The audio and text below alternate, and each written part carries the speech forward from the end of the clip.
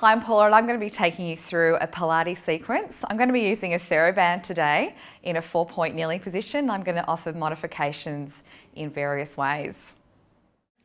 So I'm going to be using this TheraBand, and I've found over the years TheraBands are really great to use in class and with clients as well because it offers a sense of something to work against and it's proprioception. So what I'm going to do is I'm going to start by popping the band just where my shoulder blades are, and I'm going to wrap it back under my armpits. It's a really great idea to grab it between your thumb and your second finger and then place your hands firmly into the ground. So I'm going to start in a 4-point kneeling position, and the goal is to get your hands directly under your shoulders and your knees directly under your hip bones.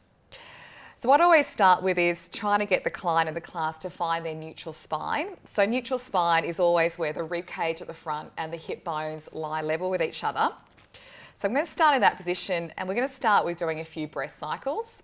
So I'm going to start by taking a big full breath in through my nose, and I'm going to take a big full breath out through the mouth. And again, big full breath in through the nose. And the idea is to really draw the breath into the armpits and expand the ribs outwards. And also we're trying to expand the ribs at the back. So we're working deeply into those armpit muscles, I call them. So I'm going to do it one more time. Big full breath in through the nose and deep breath out through the mouth. So on the next breath out, we're going to try and engage and draw up the pelvic floor muscles and find neutral. So on the inhale, I usually teach the class to collapse their lower back. So I call this a duck butt for a bit of fun. So it's an inhale to collapse. And as we exhale, I try to get the class and the client to overarch their lower back and scoop under. So I'm going to do it one more time. Big breath in through the nose, collapse the lower back, work into a duck butt. And as we breathe out, we're going to overarch and really exaggerate that lower back curve, that lumbar curve. And then the goal is to find that neutral position where the ribs and the hips lie level with each other. And that's a starting base.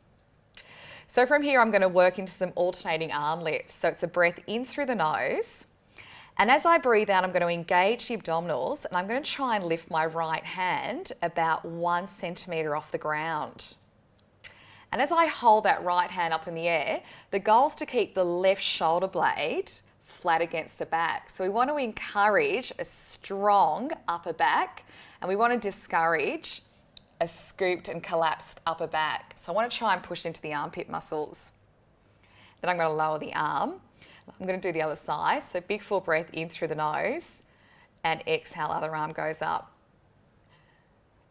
And then bring it down. So once you find your neutral spine, we're going to start adding some arm lifts, and it's a really great idea to use this TheraBand as a guide. So when you collapse the shoulder blades, you'll feel the TheraBand collapse downwards. So the goal is to actually keep the TheraBand flat against the back. So I'm going to add just a 1-arm lift, and it's a 1-arm hover, I call it. So I start with a big breath in through the nose, and as I breathe out, I'm going to just hover the right hand about 1 centimetre off the ground. And the goal is to keep my abdominal muscles switched on, so my core muscles switched on, and the idea is also to keep all the muscles around my upper back switched on. So it's my left shoulder blade area working. So we've got the mid and the lower rhomboids working. And I've also got all the muscles around my armpits working. Otherwise, I would just simply collapse. So I'm trying to hold that steady, and then I'm going to lower the hand back to the ground. So I always tell my class and my clients, imagine you've got like a cup of tea sitting on your tailbone, and the goal is to try and keep it steady. So I'm going to do the other side with some breathing. Breath in through the nose. As I breathe out, I'm going to wrap my core muscles. I'm going to lift my right shoulder, and then I'm going to hover the left hand just about 2 to 3 centimetres off the ground, and I'm going to hold it. So I want to avoid collapsing, and I want to try and stay lifted. And I lower. I'm just going to do one more on each side. Breath in through the nose. Exhale, press into that left arm and hover the right hand as I exhale. And then inhale to lower. And one more time. Breath in through the nose.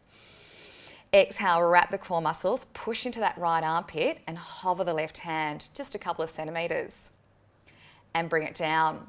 So a really nice progression from that would be to actually add a leg. So I'm going to actually just lift the knee, and it can be any knee, about 1 centimetre off the ground. So it's a breath in through the nose.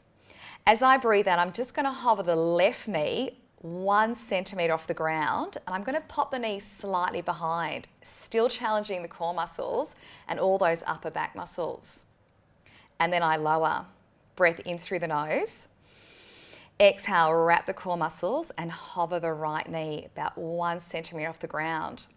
So you want to avoid excessively shifting to the opposite side. And then I lower. Progression from that would be add the arm and the leg together.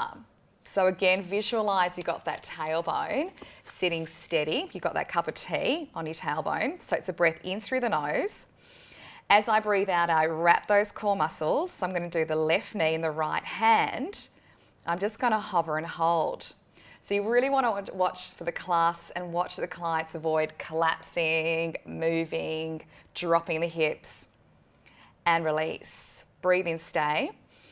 Exhale, wrap the abdominals, and let's do the right knee in the left hand and just balance. It's a really nice idea to do about 2 to 3 breath cycles, holding and then lowering. If you wanted to make it even more challenging, there's always more to add on. So now we're going to take the leg directly behind the hip and we're going to extend the opposite arm to the side. So it would look like this. Breath in through the nose. As I breathe out, I'm going to slide the left leg against the ground. I'm going to squeeze my left butt, my left glute, and I'm going to lift the leg just a couple of inches. So you want to watch on this one that the 2 front hip bones always mirror the mat, and we avoid taking the leg too high because you tend to collapse into the lower back. So I'm going to hold that for a few moments, and then I'm going to extend the right arm to the side. And again, 2 or 3 breath cycles work really nicely on this one. And then I bring everything back to where it started. Breathe in through your nose. If the class is feeling pretty adventurous, bring the 2 movements together. So take the arm to the side and extend the leg behind as you exhale. And it's a really nice idea to cue glutes, so squeezing the butt cheek, wrapping the abdominals, pushing into that supporting armpit, and then lower. Just going to do 1 more on each side. Breath in through the nose. Exhale, slide the leg. Take the arm to the side and balance. Breathing in to stay and breathing out to lower. Really great exercise for people who have really weak shoulder blade areas. Take the arm out. So shoulder stabilizing muscles come into play on this exercise. And bring it down.